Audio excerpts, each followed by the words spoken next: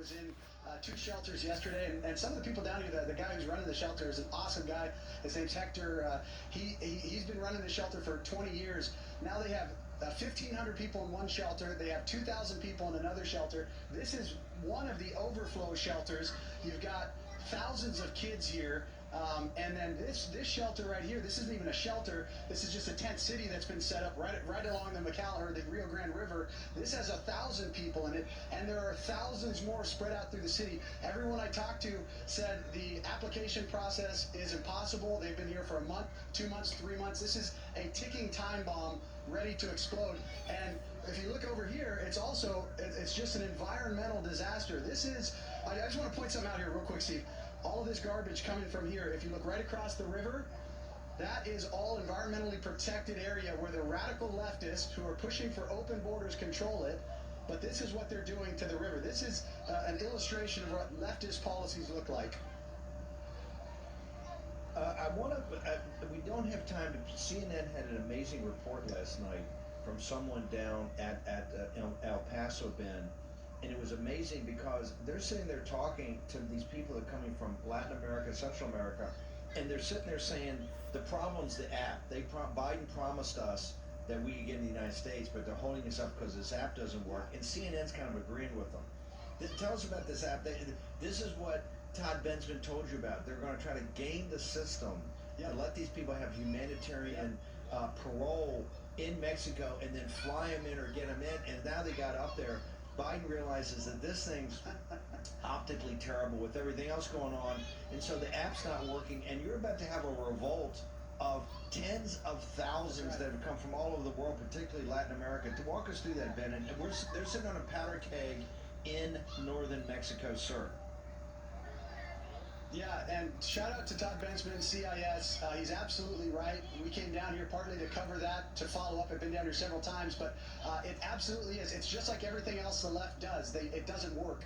And this app, I don't know if it was designed to fail or just incompetence, but that's what we hear. I was talking to a young girl who's here. She's 23 years old, had brought her 18-year-old sister. They've been on it for 3 months. Every day they're trying to click on it, they're trying to get on it, and they get dumped off it every single day.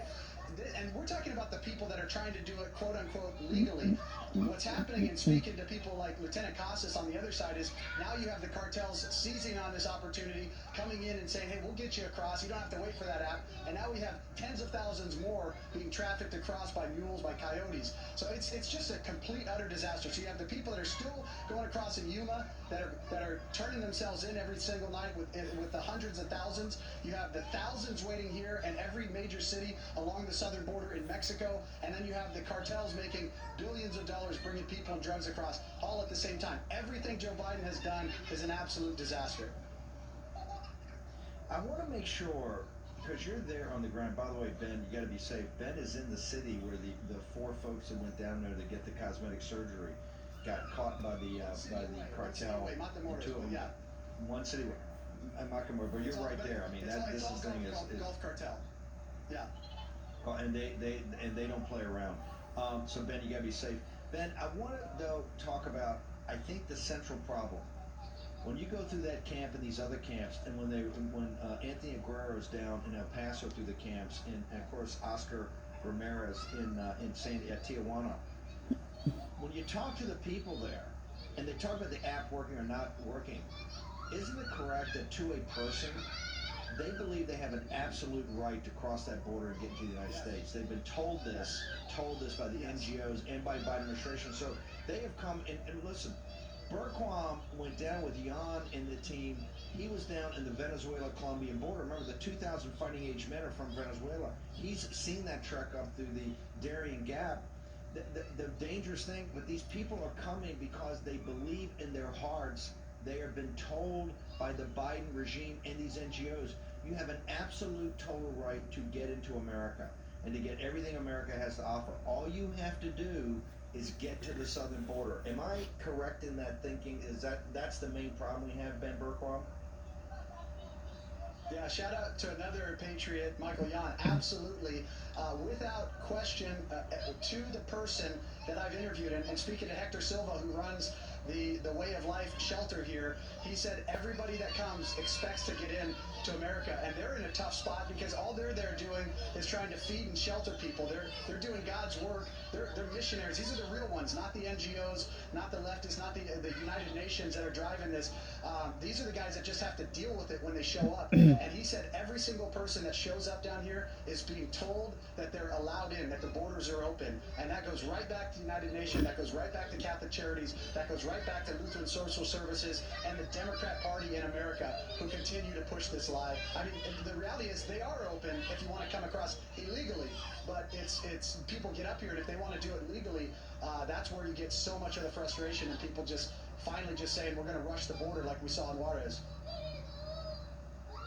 Last thing before we let you go, Ben, when you're sitting there, this powder keg, it's also from all over the world. It's just not. This is not Mexico trying to get in to the United States. This is the Triangle Nations down in Central America, but it's also Latin America.